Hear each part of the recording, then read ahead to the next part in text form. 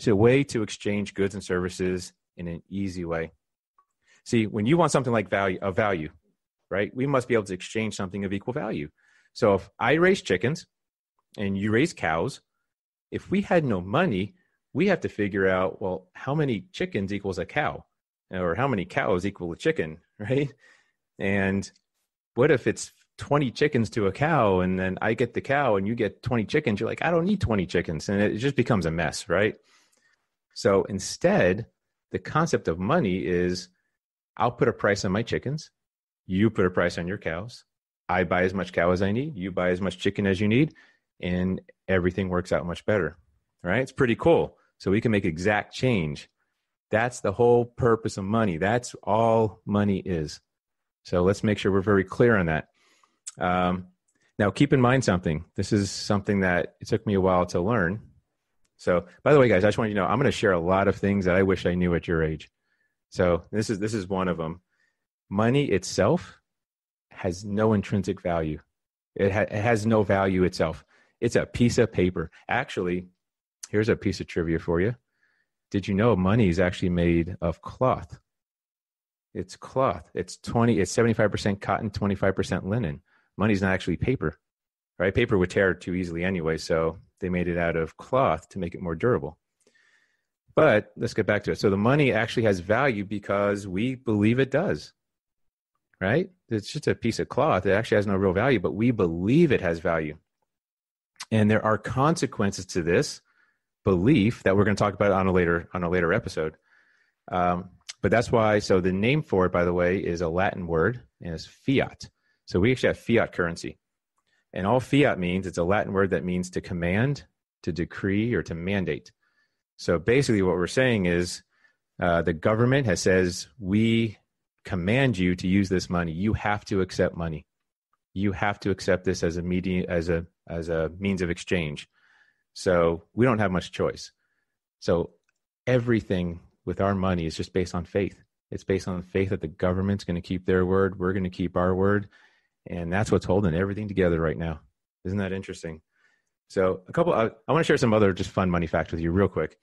I don't know if you know this, but this is some cool stuff you can maybe bring to school tomorrow or next week. But $100,000 bill is the largest bill ever made, right? Everyone's seen a dollar bill, $10 bill, but there actually was a $100,000 bill. And the president on that bill, by the way, very cool guy, Woodrow Wilson. Definitely look that one up. A $1 bill lasts about 18 months in circulation.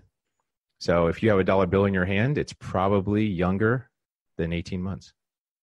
Isn't it crazy how fast these things wear out? A penny worth 1 cent actually costs 2.4 cents to manufacture. How's that for a good deal? I wonder who's running the game there, right? Costs 2.4 cents to make something worth 1 cent. Now, by the way, a lot of people are doing that in their own budgets at home. So we're going to talk about that in another episode also. But also, here's just a fun one. In 2015, TSA, that's the Transportation Safety Administration. You know, when you go to the airport and they're doing security, they collected $765,000 in loose change across our country, across the U.S. Almost $1 million of loose change they found from just coins falling out of people's pocket or getting left in the trays.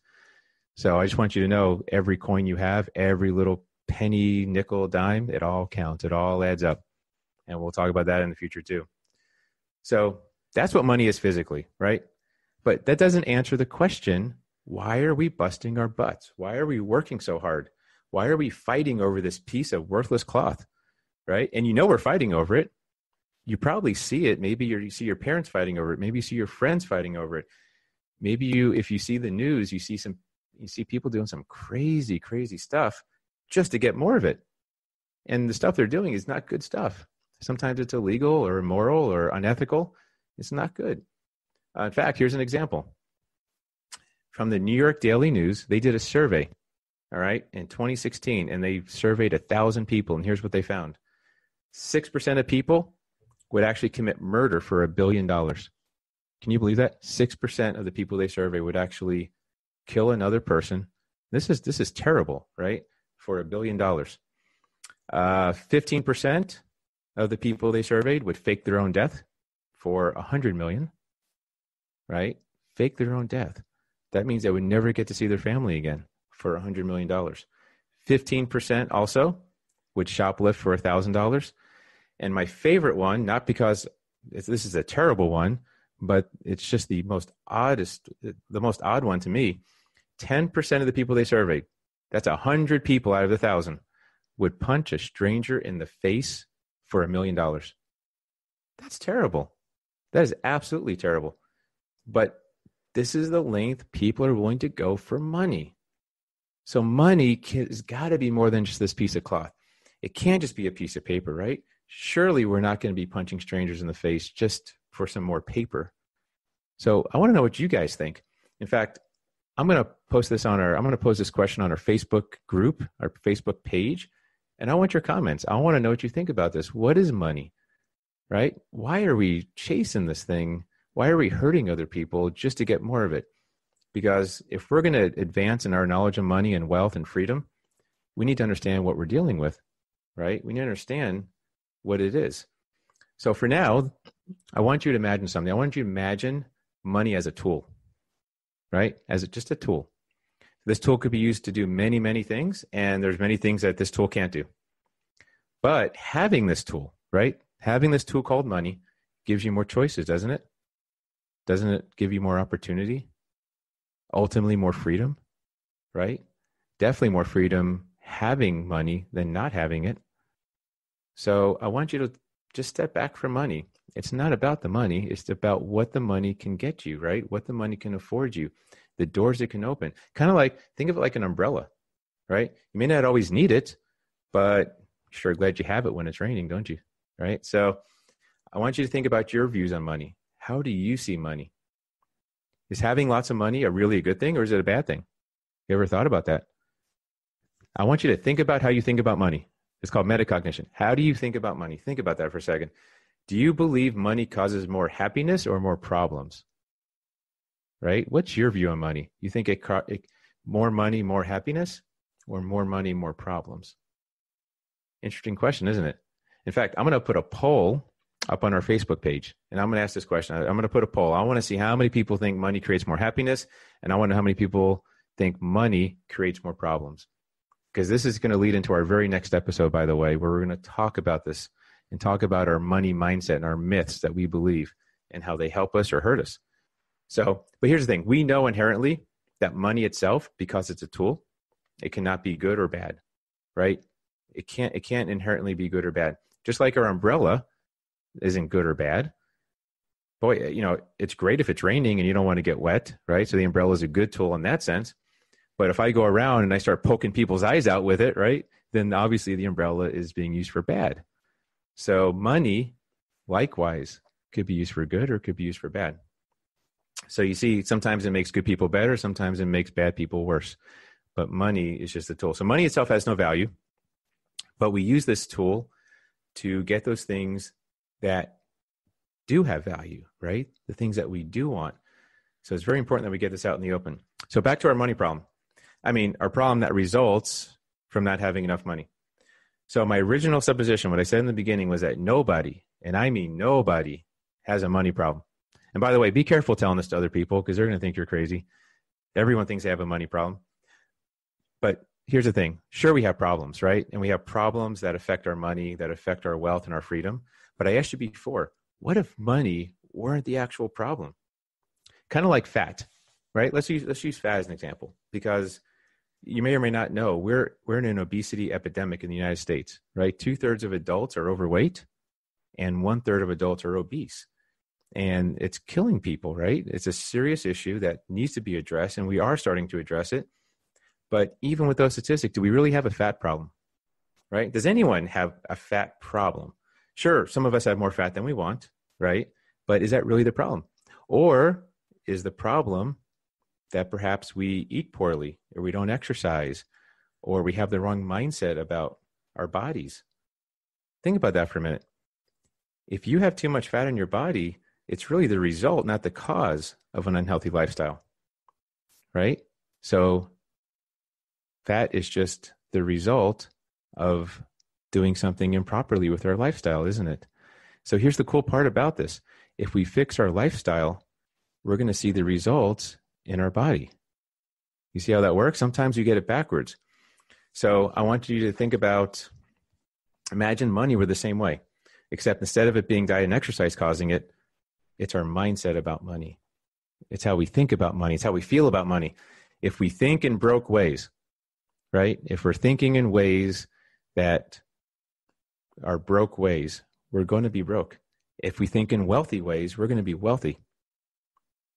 And you're probably thinking, Josh, can it really be that simple? Yes and no.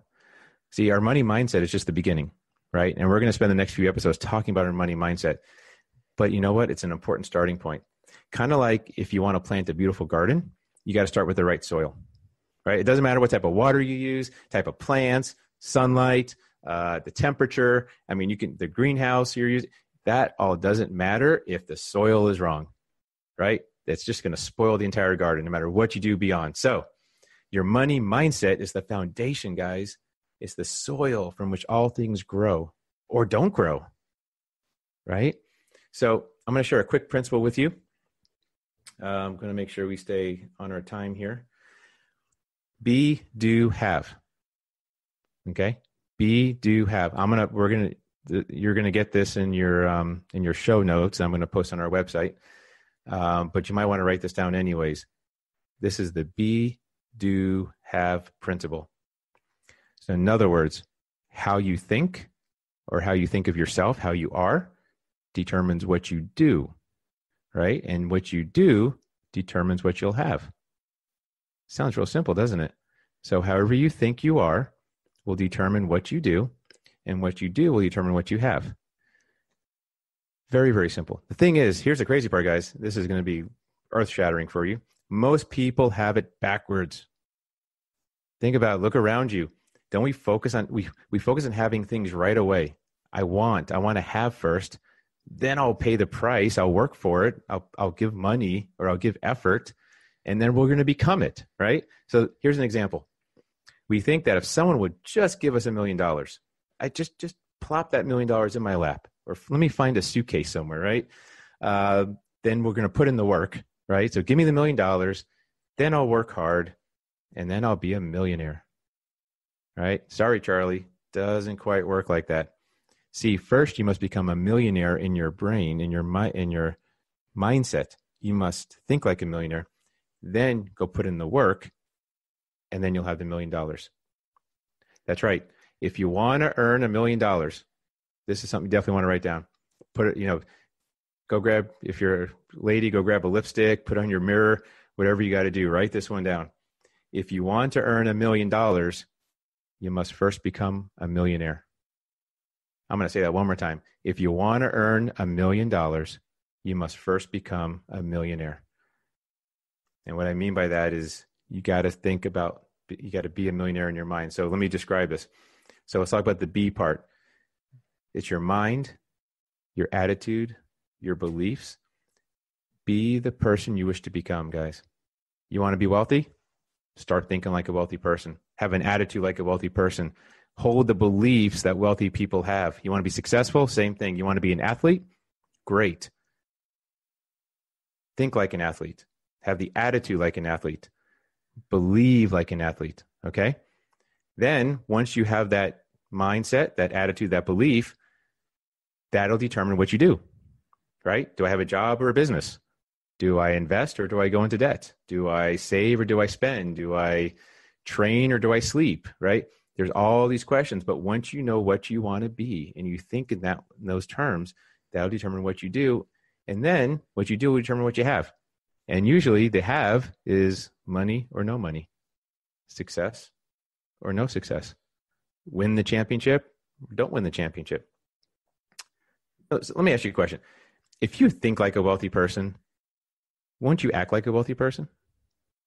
And if you act like a wealthy person, don't you think you can have some of the things that wealthy people have, right? If you do what wealthy people do, how can you not have what wealthy people have? A lot of folks think being wealthy or being successful is about talent and it's about smarts and about being born to the right family. But I promise, I promise, guys, I'll send you. You talk to some entrepreneurs. You talk to some